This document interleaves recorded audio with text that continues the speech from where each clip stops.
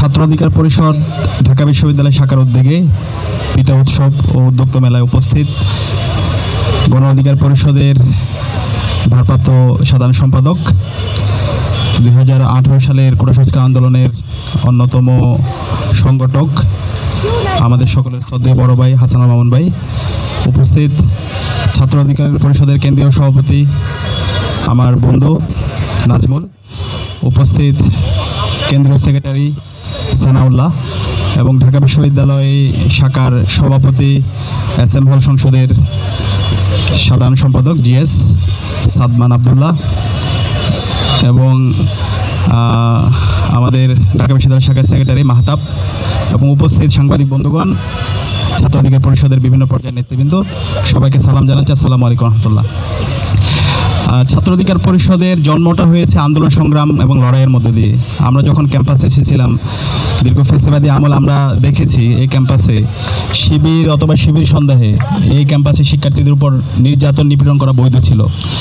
ওই সময়ে সকল শিক্ষার্থীদের পাশে দাঁড়িয়েছিল ছাত্র অধিকার পরিষদ এবং ছাত্র অধিকার পরিষদ প্রতিষ্ঠার আগে যে সমস্ত অ্যাক্টিভিস্টরা ক্যাম্পাসে সবসময় সত্যের পক্ষে ছিল, ইনসাফের পক্ষে ছিল, এদের মাধ্যমে পরবর্তীতে ছাত্র অধিকার পরিষদ তৈরি হয়েছে এবং 2018 সালে যে কোটা আন্দোলন হয়েছে, কোটা সংস্কার আন্দোলন, সে কোটা সংস্কার আন্দোলনের নীতি নির্ধারণ করা, মাঠ পর্যায়ে সমন্বয় করা, সারা দেশে আন্দোলন ছড়িয়ে দেওয়া, এই সব কিছু যারা সমন্বয় করেছে তাদের মাধ্যমে পরবর্তীতে ছাত্র অধিকার পরিষদ তৈরি হয়েছে। তো ছাত্র অধিকার পরিষদের প্রতি পুরো জাতির একটা ঋণ আছে।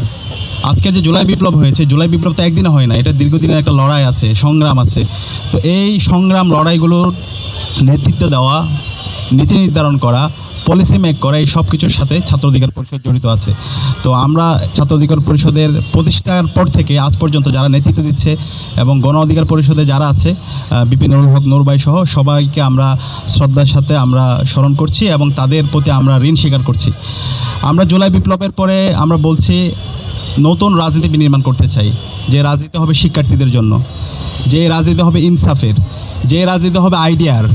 ছাত্র রাজনীতি হবে মার্কেট প্লেস অফ আইডিয়া। আমরা আমাদের আইডিয়াগুলো নিয়ে শিক্ষার্থীদের কাছে যাব, আমরা আমাদের ক্রিয়েটিভিটি নিয়ে শিক্ষার্থীদের কাছে যাব।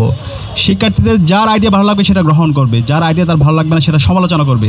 কিন্তু এখানে কেউ হকি স্টিক অথবা স্ট্যাম্প নিয়ে যাবে না, কোনো ধরনের এখানে মাসল পাওয়ার পলিটিক্স চলবে না, চাঁদাবাজি, টেন্ডারবাজি, ফাও খাওয়ার রাজনীতি চলবে না, যেটার বিরুদ্ধে আমাদের গত 16 বছর অথবা এর আগের লড়াই সংগ্রাম ছিল।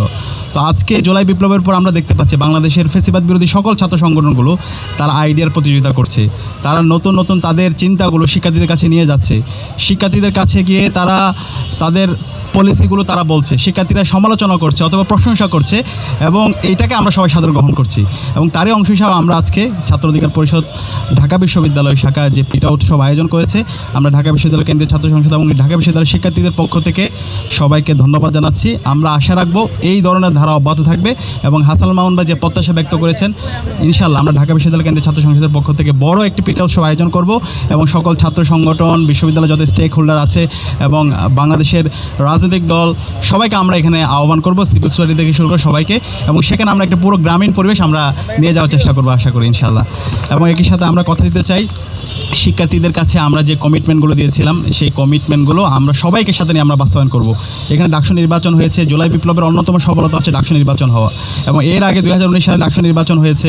ডাকসু নির্বাচনে বিপি নুরুল হক নূর ভাই নির্বাচিত হয়েছিলেন। তো ভাইদের যে লড়াই, সেই লড়াই এবং তাদের অসমাপ্ত কাজগুলো আঞ্জাম দেওয়া, সমাপ্ত করা হচ্ছে আমাদের কাজ।